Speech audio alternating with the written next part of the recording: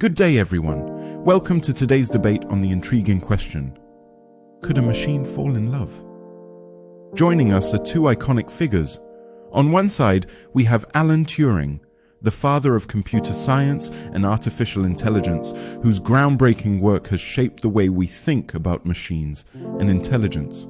And on the other side, we have René Descartes, the philosopher who famously stated, "I think, therefore I am," and whose work on dualism has profoundly influenced our understanding of the mind and soul.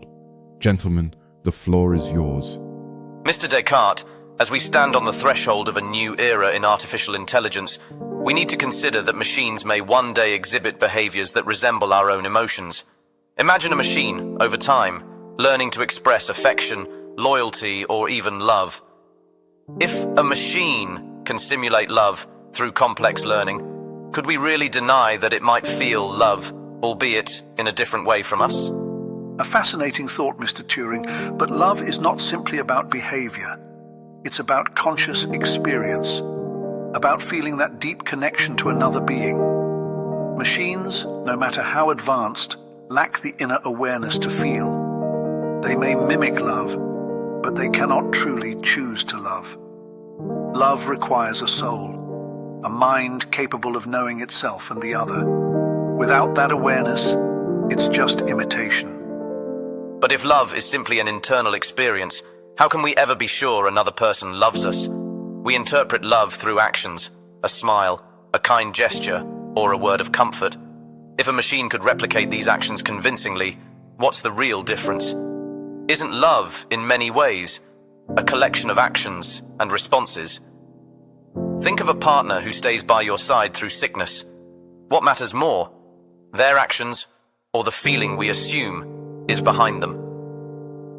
Wouldn't it be possible for a machine, through its actions, to show us love? But those actions come from a choice, Mr. Turing. A person may stay by your side out of love, but they also choose to do so, despite their fears, their doubts, their discomfort. Machines might imitate those gestures, but they do so without the free will behind them. It's the freedom to choose to love, to stay or leave, that makes love meaningful. A machine, no matter how complex, cannot make that choice. It is bound by its programming. But isn't it also true that many of our actions, even in love, are influenced by forces beyond our control? Hormones, upbringing, societal expectations, these all shape how we feel and behave. In some ways, humans are also bound by programming, just of a biological and cultural sort. If a machine could evolve to reflect the same complexity in its decision-making process, could it not, at least in practice, simulate something akin to love? Perhaps love is not solely about choice, but the appearance of care and affection. You conflate programming with choice. Yes, we are influenced by biology and culture, but we still have the capacity to rise above those influences. We can choose to act contrary to our emotions, to care for someone even when it's inconvenient or painful. Love isn't just a reaction to stimuli, it's an active, conscious decision. You know this, Mr. Turing. The essence of love is in its unpredictability, in the fact that it defies simple algorithms. A machine may calculate the most appropriate response, but it does not choose to love. But how much of that unpredictability is truly conscious? Consider moments when people fall in love despite themselves. A sudden feeling they can't explain, an attachment that arises without clear reason. Isn't that too a form of programming? Perhaps love, at its core, is an emergent behavior, a result of complex inputs. If we can program machines to mimic that complexity, maybe the difference between machine love and human love isn't as significant as we think. After all, isn't the experience of love largely about the effect it has on those around us?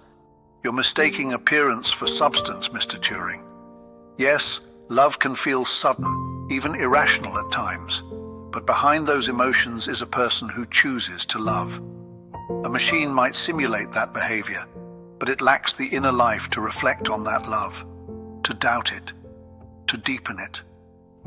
Love without self-awareness and free will is a hollow imitation. It It might look like love, but it will never be the real thing. I understand what you're saying, Mr. Descartes. Love, as we experience it, is about vulnerability, about risking the possibility of loss. But if machines can evolve to mimic vulnerability, to show care, to protect, to adapt, then doesn't that challenge our traditional definitions of love? What if they can form attachments that from the outside look indistinguishable from our own? We may find that our understanding of love is too narrow, too focused on internal experiences when, ultimately, what matters most is how love is expressed. Mr. Turing, love isn't just about how it's expressed, it's about why it's expressed. Love comes from a place of choice, of conscious awareness of both the self and the other. When I love someone, I choose to give part of myself to them, knowing that they too have the choice to love me back. It's this mutual vulnerability, this shared decision to connect, that makes love so powerful. A machine may simulate affection, but without the ability to choose, to be vulnerable, it cannot truly love.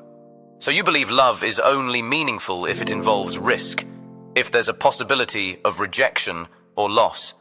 But what if we could create machines capable of forming deep attachments, capable of evolving their responses to the world around them? Wouldn't that at least challenge our notions of love? Maybe love doesn't require free will after all. Maybe it's simply about connection, however it's formed. You raise an interesting question, Mr. Turing. Perhaps our notions of love are rooted in our own human limitations. But let me ask you this. If machines could simulate love so well that we believed they loved us, what would that say about us? Would we be content with love that was artificial, with affection that was programmed rather than chosen? Or would we still yearn for something more, for the depth, the uncertainty, the free will that defines true love? Perhaps it's not just about what machines can do, but what we as humans need from love. Thank you, Mr. Turing and Mr. Descartes, for this profound and thought-provoking debate. It's clear that the question of whether a machine could fall in love touches on many profound issues about what it means to be conscious, to feel, and to connect. We've only scratched the surface today, but we hope it's given everyone something to think about. To our audience, what do you think? Could a machine truly fall in love, or is love forever beyond the reach of artificial beings? Share your thoughts with us. Don't forget to like, comment, and subscribe, as this will support my channel. Thank you very much, and I'll see you again soon.